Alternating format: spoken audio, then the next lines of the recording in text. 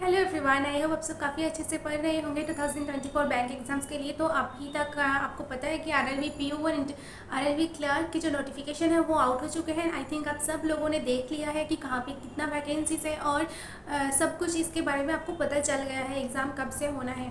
But जो सबसे important बात है वो है बहुत सारे स्टूडेंट्स मिस्टेक्स करते हैं फॉर्म फिलअप के टाइम एंड उनको पता भी नहीं चलता। और जब उनकी सिलेक्शन हो जाते हैं मेंस में, जब इंटरव्यू आते हैं या फिर फाइनल सिलेक्शन के बाद जब डीवी होते हैं, तब उनको पता चलता है कि उन्होंने गलती कर दी है और उन गलती को सुधारने की कोई रास्ता नहीं है।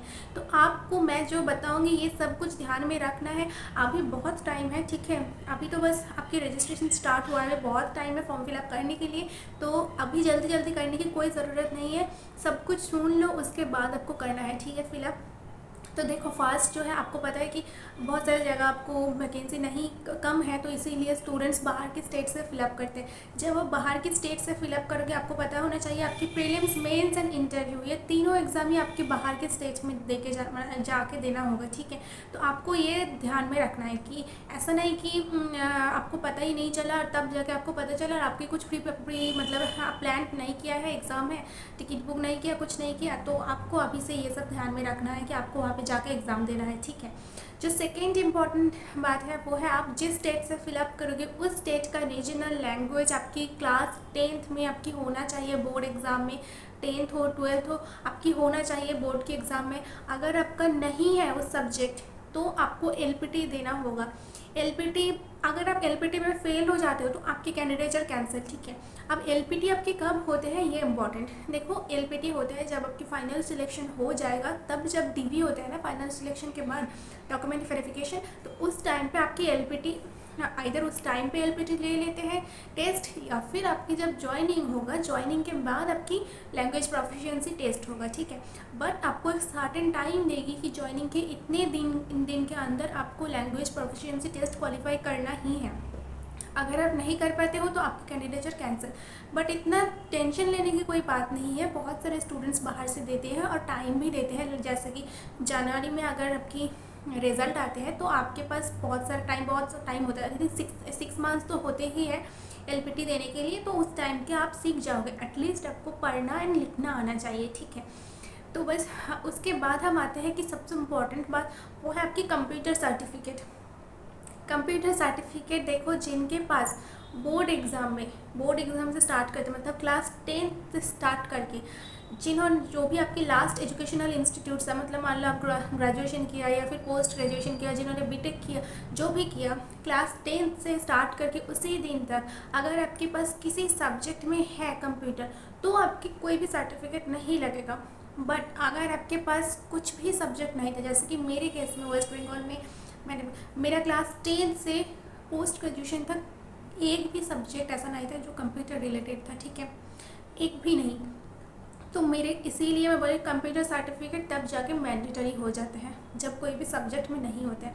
अभी फॉर्म फिलअप के टाइम आप येस कर सकते हो, नो कर सकते हो, कुछ भी फिलअप कर सकते हो। बट जब आपकी फाइनल डॉक्यूमेंट वेरिफिकेशन होगा जॉब लेने के बाद, तब आपके लिए सर्टिफिकेट मैंडेटरी है, ठीक है। बट इसको लेके टेंशन लेने का कुछ नहीं है।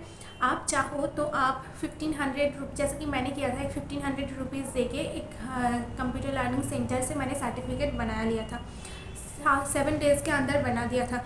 तो आपको अभी से टेंशन, अभी अगर आप बना लेते हो तो ठीक है, टेंशन लेने का कुछ ज़रूरी नहीं है। डॉक्यूमेंट जब आपका सिलेक्शन हो जाएगा उसके बाद आपको टाइम देगा, आप उस टाइम पे आराम से बना सकते हो, ठीक है। ऐसा ही कुछ 1000 रुपीज़ और 1500 रुपीज़ लेते हैं या उससे भी कम लेते हैं, तो एक बना सकते हो। जैसे कि मैंने DCA का एक बना लिया कि डिप्लोमा इन कंप्यूटर एप्लीकेशन, उसका एक बना लिया था, ठीक है।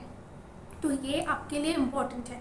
जो आपको यूट्यूब में हर टीचर बोलते हैं यूट्यूब में कंप्यूटर सर्टिफिकेट ज़रूरी नहीं है, मैंडेटरी नहीं है, बट डॉक्यूमेंट वेरिफिकेशन के टाइम मैंडेटरी है, ठीक है।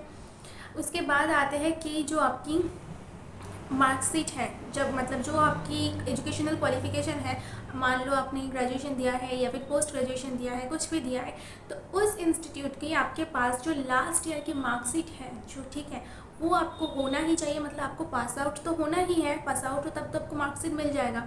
उसके साथ आपको इंटरव्यू के टाइम जो सर्टिफिकेट होते हैं ना, वो आपको प्रोवाइड करना ही है। मतलब ऐसा है कि अगर आपने जो एकदम यूनिवर्सिटी प्रोवाइड जो रियल सर्टिफिकेट है वो आपके पास नहीं भी है, आपको प्रोविजनल सर्टिफिकेट लेके भी सबमिट करना है इंटरव्यू के टाइम। अगर आप नहीं सबमिट कर पाते हो प्रोविजनल सर्टिफिकेट तो रियल हो तो एकदम कोई बात नहीं, बट बहुत सारे टाइम होते हैं ना कि जो रियल सर्टिफिकेट होते हैं वो देने में यूनिवर्सिटी लेट करते हैं, तो एक प्रोविजनल सर्टिफिकेट अलॉट कर देता है। बट वो प्रोविजनल सर्टिफिकेट भी अगर आपके पास उस टाइम पे प्रेजेंट नहीं होता है तो आपकी कैंडिडेचर कैंसिल होगा। तो ये आपको ध्यान में रखना है कि आपके उस टाइम पे एटलीस्ट प्रोविजनल सर्टिफिकेट आपको मिल जाए इंटरव्यू के टाइम। इंटरव्यू शायद आपकी अक्टूबर या फिर नवंबर में होगा, तो उस टाइम पे आपके पास प्रोविजनल सर्टिफिकेट आपको होना ही चाहिए, जिस कॉलेज से या फिर जिस इंस्टीट्यूट से, जिस यूनिवर्सिटी से आप पढ़ चुके हो उससे, ठीक है। देन आप आते हैं कि जो हमारी कास्ट सर्टिफिकेट होते हैं ना, बहुत सारे स्टूडेंट डिफरेंट कास्ट से फिलअप करते हैं। जो ओबीसी होते हैं सबके लिए, ओबीसी हो एससी हो सबके लिए सेंट्रल फॉर्मेट होना चाहिए, ठीक है।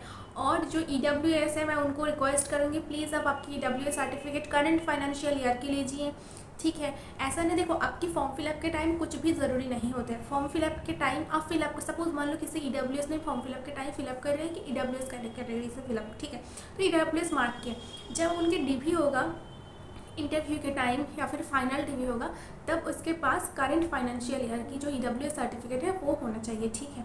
तो ये सब आपको ध्यान में रखना है एंड आई थिंक ये सभी मैंने सब कुछ बता दिया है। और अगर कुछ भी आपके डाउट होते भी हैं इसके बाद भी तो आप मेरी कमेंट सेक्शन में बता सकते हो, मैं आपको हमेशा हेल्प कर देती हूँ, या फिर आप मेरा टेलीग्राम चैनल में बता सकते हो अगर आपकी कुछ मिस्टेक्स हैं तो ये सब पॉइंट आई थिंक बहुत इंपॉर्टेंट है, तो ये सब कुछ ध्यान में रख के आपको फिलअप करनी है। एंड और एक बार देखो, वैकेंसी ना वैकेंसी अच्छी है या ख़राब है ये देख के डरने का नहीं है। लास्ट ईयर मेरे स्टेट में इस साल से भी कम वैकेंसी था, बहुत कम था, फिर भी मैंने दिया था ना RRB PO में, तो मैंने तो डरना नहीं था। तो आप लोगों को भी डरना नहीं है, जितना वैकेंसी है उसके लिए ही कम्पीट करो, बहुत अच्छे से पढ़ाई करो एंड देखो डेफिनेटली अच्छा होगा एंड सिलेक्शन डेफिनेटली हो जाएगा। अभी आपके पास उतना टाइम नहीं है तो डेली मॉक टेस्ट इम्पॉर्टेंट है, आपको देना है। और मॉक टेस्ट के लिए मैं मॉक टेस्ट ऐसा है कि आपको अगर देना है तो प्रैक्टिस मॉक की फ्री टेस्ट अभी चल रही है तो आप उसको दे सकते हो।